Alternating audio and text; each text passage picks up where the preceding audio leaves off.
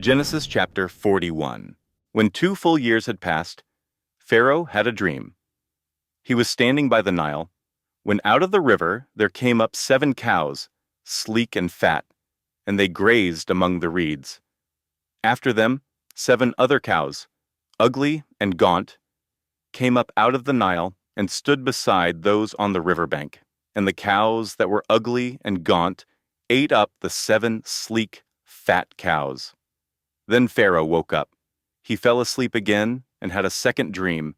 7 heads of grain, healthy and good, were growing on a single stalk. After them, 7 other heads of grain sprouted, thin and scorched by the east wind. The thin heads of grain swallowed up the 7 healthy, full heads. Then Pharaoh woke up. It had been a dream. In the morning his mind was troubled, so he sent for all the magicians and wise men of Egypt. Pharaoh told them his dreams, but no one could interpret them for him. Then the chief cupbearer said to Pharaoh, "Today I am reminded of my shortcomings. Pharaoh was once angry with his servants, and he imprisoned me and the chief baker in the house of the captain of the guard. Each of us had a dream the same night, and each dream had a meaning of its own. Now, a young Hebrew was there with us, a servant of the captain of the guard. We told him our dreams, and he interpreted them for us, giving each man the interpretation of his dream. And things turned out exactly as he interpreted them to us. I was restored to my position, and the other man was impaled."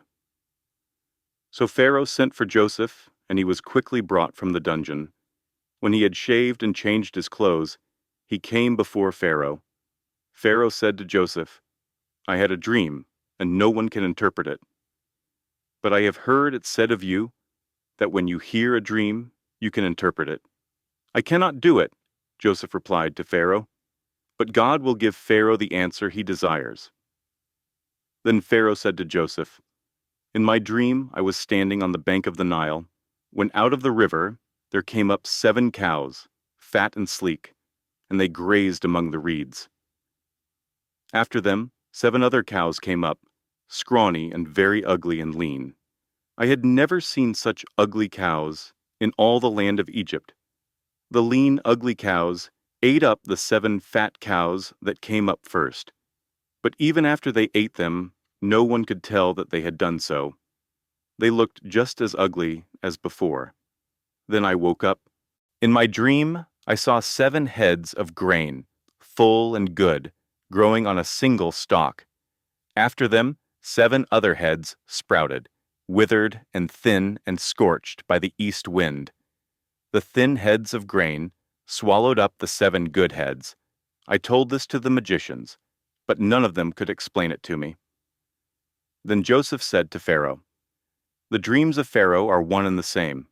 God has revealed to Pharaoh what he is about to do. The 7 good cows are 7 years, and the 7 good heads of grain are 7 years. It is one and the same dream. The 7 lean, ugly cows that came up afterward are 7 years. And so are the 7 worthless heads of grain, scorched by the east wind. They are 7 years of famine." It is just as I said to Pharaoh. God has shown Pharaoh what he is about to do. 7 years of great abundance are coming throughout the land of Egypt, but 7 years of famine will follow them. Then all the abundance in Egypt will be forgotten, and the famine will ravage the land. The abundance in the land will not be remembered, because the famine that follows it will be so severe. The reason the dream was given to Pharaoh in 2 forms is that the matter has been firmly decided by God, and God will do it soon.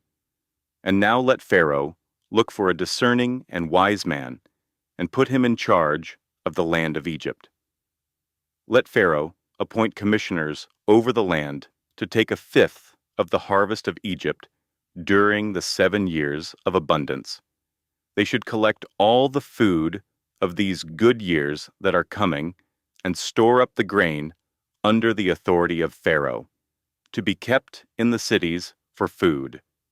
This food should be held in reserve for the country, to be used during the 7 years of famine that will come upon Egypt, so that the country may not be ruined by the famine." The plan seemed good to Pharaoh and to all his officials. So Pharaoh asked them, "Can we find anyone like this man, one in whom is the Spirit of God?" Then Pharaoh said to Joseph, "Since God has made all this known to you, there is no one so discerning and wise as you. You shall be in charge of my palace, and all my people are to submit to your orders. Only with respect to the throne will I be greater than you." So Pharaoh said to Joseph, "I hereby put you in charge of the whole land of Egypt." Then Pharaoh took his signet ring from his finger and put it on Joseph's finger.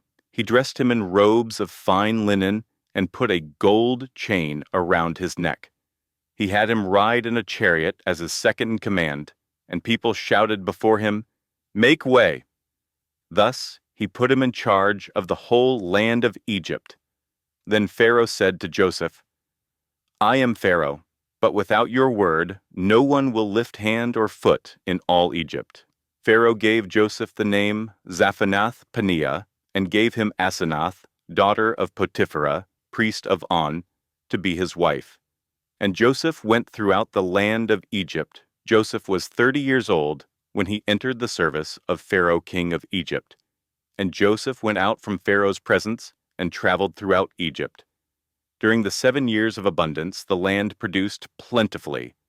Joseph collected all the food produced in those 7 years of abundance in Egypt and stored it in the cities.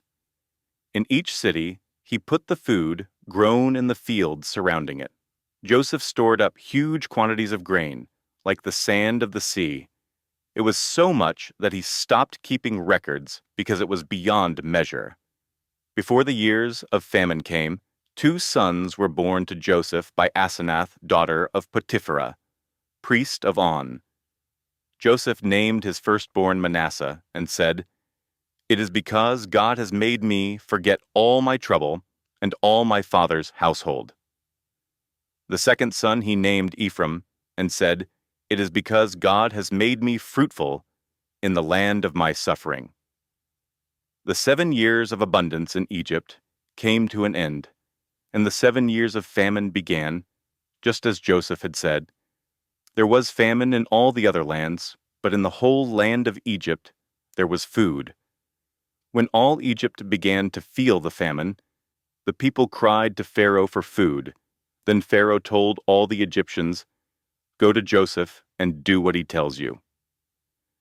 When the famine had spread over the whole country, Joseph opened all the storehouses and sold grain to the Egyptians, for the famine was severe throughout Egypt. And all the world came to Egypt to buy grain from Joseph, because the famine was severe everywhere. Thanks for listening. Click here to continue reading the Word of God.